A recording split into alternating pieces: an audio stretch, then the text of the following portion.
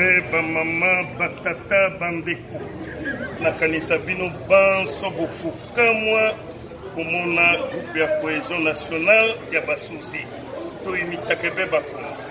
Mengai Maréchal Mobutu, na Patrice Emery Lumumba, na Laurent Désiré Kabila, biso banso epai tozalaki, ben za kombase kusi biso apesaki biso mission boko.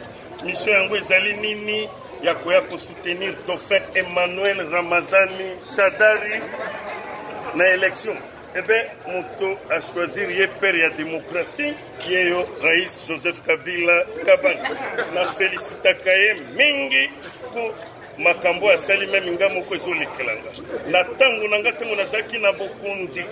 Nalobaki le pouvoir se donne pas, ça s'arrache. Raïs Alobi et vous allez bien dengue wanate. Et c'est qu'elle n'a contredire Malobo.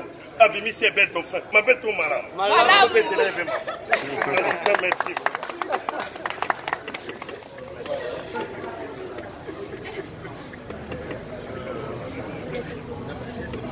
Les plans étaient déjà faits.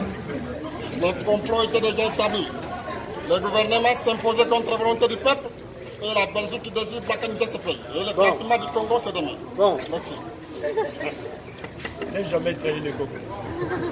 Mais les chefs ne parlent pas. Nous sommes venus soutenir notre frère, Ramadan Shadari, parce qu'il y a eu des choses qui se sont dites, on attaque et contre Shadari.